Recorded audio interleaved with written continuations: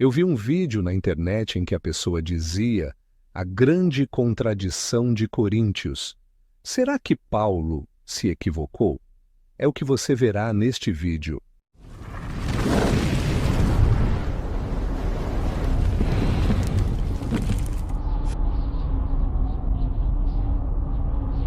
O possível erro numérico em 1 Coríntios 10, 8, texto de referência, Coríntios 10, 8.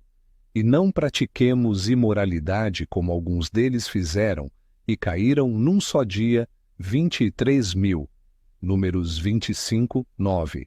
E os que morreram da praga foram 24.000. Ao comparar os textos de 1 Coríntios 10, 8 e Números 25, 9, surge uma diferença numérica aparente. Enquanto Paulo menciona 23.000 pessoas mortas, o texto de Números refere-se a 24.000. Essa discrepância tem levantado questões ao longo dos séculos entre estudiosos e leitores. Este estudo analisa a questão e apresenta explicações que conciliam a integridade do texto bíblico e a mensagem de Paulo. Possíveis explicações para a diferença numérica 1. Erro de copista. A hipótese mais plausível é que o número 23.000 em 1 Coríntios 10, 8 possa ter sido alterado durante o processo de cópia dos manuscritos ao longo dos séculos. É importante lembrar que o processo de transcrição manual era vulnerável a erros. Os números no grego muitas vezes eram representados com letras ou símbolos, o que podia causar confusões visuais. 2. Variação nas fontes de Paulo.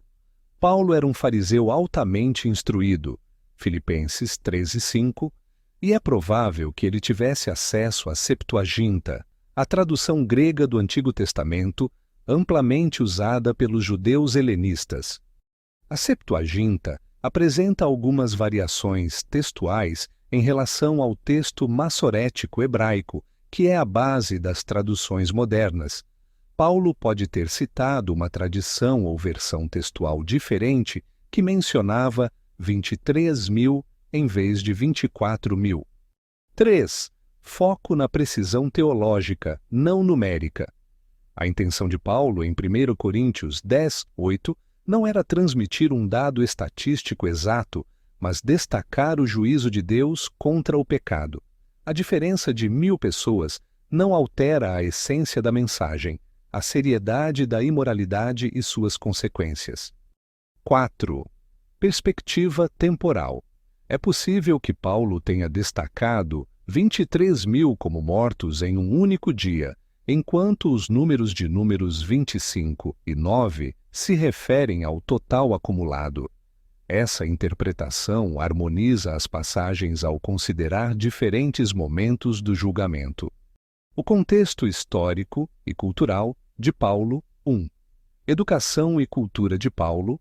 O Paulo era da tribo de Benjamim e um fariseu formado aos pés de Gamaliel, Atos 22 e 3, um dos maiores mestres da lei judaica. Sua familiaridade com a Escritura sugere que ele conhecia bem a história registrada em Números 25. 2. Uso da Septuaginta. A Septuaginta era amplamente utilizada entre os judeus da diáspora, especialmente para aqueles que viviam em ambientes helenizados. Como cidadão romano e judeu da diáspora, Paulo provavelmente citava a Escritura a partir da Septuaginta, que poderia conter variações textuais. Reflexões sobre a integridade bíblica. 1. A mensagem principal permanece intacta. A diferença numérica não compromete a autoridade ou inspiração do texto bíblico. Tanto em Números quanto em 1 Coríntios, o ponto central é que a imoralidade trouxe julgamento divino. 2. A possibilidade de erro humano. A Bíblia foi preservada de forma extraordinária, mas pequenas variações textuais ocorreram devido à transmissão manual dos manuscritos.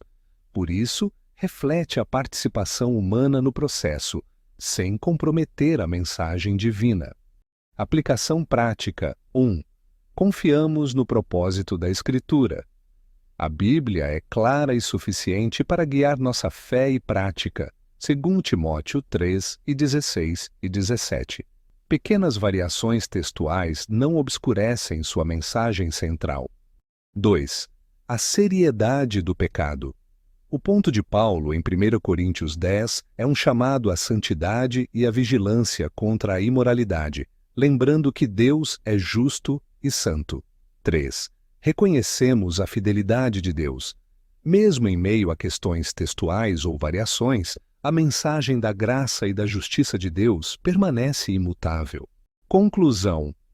A diferença numérica entre 1 Coríntios 10 e 8 e números 25 e 9 provavelmente é o resultado de um erro de copista ou de uma variação textual existente na fonte usada por Paulo. Essa questão, porém, não compromete a mensagem essencial da Escritura nem a autoridade de Paulo como apóstolo inspirado. E você? Acha de quem que foi o erro? De Paulo ou de copistas? Ou das variações textuais posteriores? Diga aí nos comentários de quem que você acha que foi esse erro. Nos ajudem compartilhando este vídeo. Não esqueça também de deixar aquele like. E que Deus, em Cristo Jesus, nosso Senhor, vos abençoe ricamente.